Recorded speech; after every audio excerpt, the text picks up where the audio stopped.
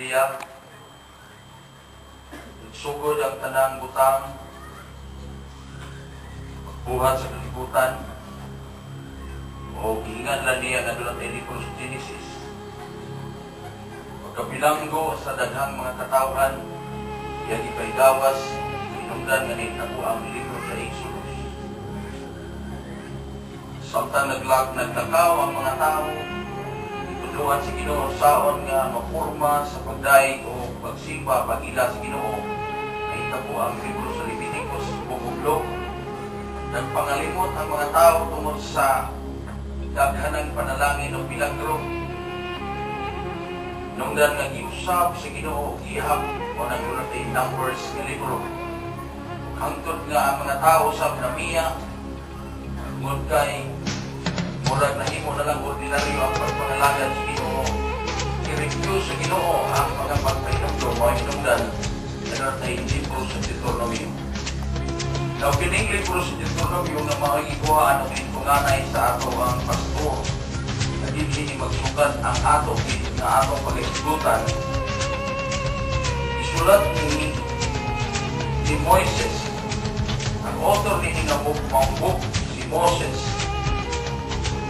Kanya, ang panahon sa pagsulat ni Moises ay tabuin niya itong 1645 BC according to the days, the author of English, in reference. Kung magsugod ang paghihap nato sa unang 4,000, kunya na itabo ang pagsulat ni Moises sa 1645 BC. Ang 4,000 i-minus sa taong 1,006, may kabat na 2,055 katuig o sa masulat ang Deuteronomy.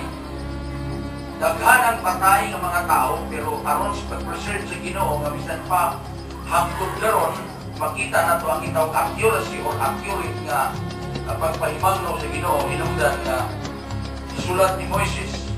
Kung dito ni sulat ni Moises, sumala sa kasaysayan in the plains of Moab by Jordan,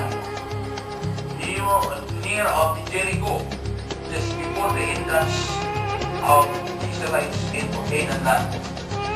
Na atong makita din sa iyang pagpasa, ingon siya, hinugtumi ninyo na ang Diyos mo ay naghatag kanato o kagapong sa pagkuha sa mga bahan. Ayaw pag-ingon sa imong kaugalingon na tungod sa akong abilidad o sa akong kakugi, hinugdan na aniya ako niinig mga bahan. Kung ang Diyos mismo siyang kaugalingon, siya gayon na maghatag aron ka mahimong pangatiganon. Kaya ako din itanaw dito sa kanang pinatibukan sa study Bible. This portion is talking about the word reminder. The reminder. And then the word reminder, sumalak sa dictionary, it is a thing that reminds, meaning a leader from a creditor. And the word creditor means a person to whom or owner of that vision. So it is found on scripture kung pagkakaan at part of introduction of the scripture that we are going to hear this morning. Malakay says that silver and gold is mine. Ito na Ginoo sa lapi o pulawan, ako man. Kanya atong tanawon karon sa atong atubangan, God give us power to get wealth. Kung atong tanawon, ang mga Pilipino are very concerned about sa grammar. Ang Pilipino, pag nag-istorya ka o English, ang nasa una-una, yun sa pag-grammar. Muna nga, ang pinakamayong may English, di mo kalimutan Pilipino, be proud nga Pilipino na. Kung imong tanawon sa give, God give us power to get wealth. Mura siya o asking nga portion, Ginoo tagaay ko o gahom sa pagkuha sa bahandi. Pero sa konteksto nga atong gibasa, it is God Himself who give us power to get wealth. So nga akong nakita din nga ang Ginoo mo'y naghatag. Now, sa side sa tao, we are always asking God that God give us power to get well because this is the particular side of a human being. Mao man ato. Pero dito sa side sa Ginoo ingon siya, ako ang Dios nga naghatag kaninyo og kagahom unsaon pagkuha sa mga bahandi. Now atong sugdan una dinhi nga portion, how God give us the power to get wealth. Giun sa man sa Ginoo sa paghatag kanato og kagahom sa pagkuha sa mga bandi, una atong sayron by the divine process of humanity. First of all, we need to understand if God Himself is giving us the power on how to get wealth, how? By the divine process of humanity.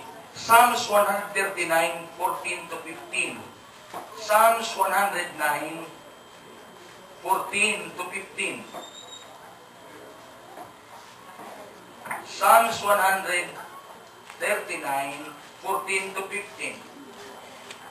I praise you because I am fearfully and wonderfully made. Sa ako nagadahay kanimo kay sa pagkamahadlo kong paagi, gibuhat mo ako, o sa kaibulungan imo akong gihimo. Your works are wonderful, ang imong mga pagbuhat kanako, o sa kini kahibulungan. I know that full well. My frame was not hidden from you when I was made in the secret place, when I was woven together in the depths of the earth. Sa Bisaya, gusto kong na makabasa.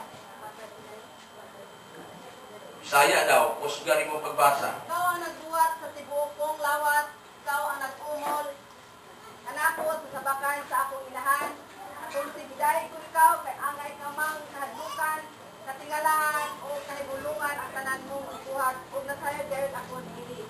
Ingon si David, kahibulungan gayon Ginoo ang imong pagbuhat nako, kay ikaw mo'y nag-umol kanako dito sa tabuangkan sa akong inahan. Sa lain mga version sa Biblia siya, ako sa ang nagsumpay-sumpay sa imong mga buko. So kung imong tan-awon, daghan sa mga gitawag illegitimate nga kahimtang sa pagbuntis.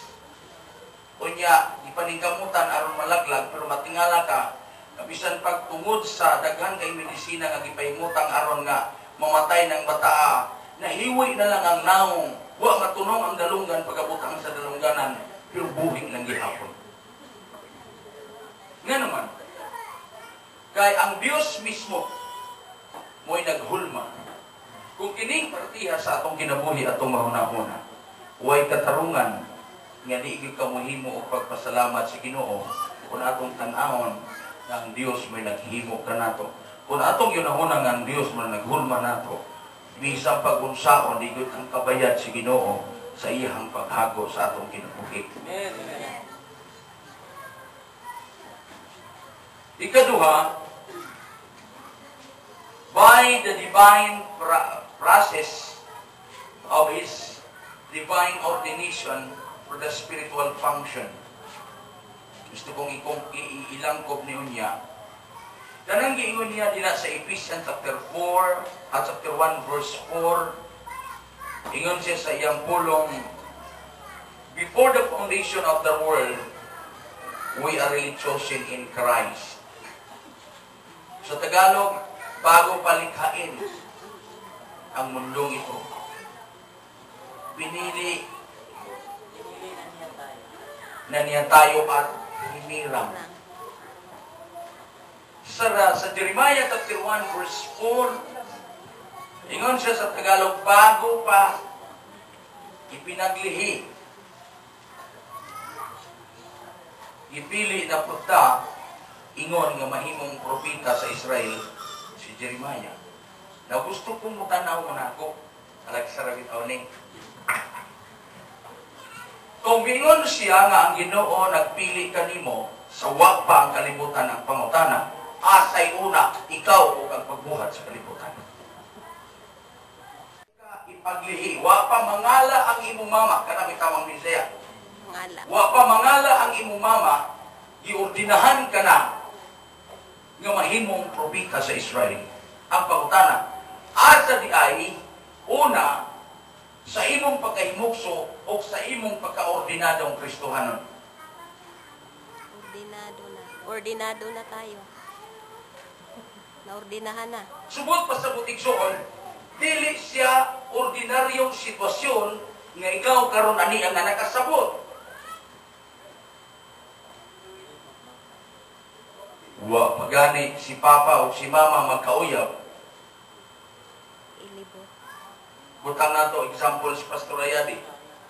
Wala pa si Nanggurya mamulbos aron maibog si Leon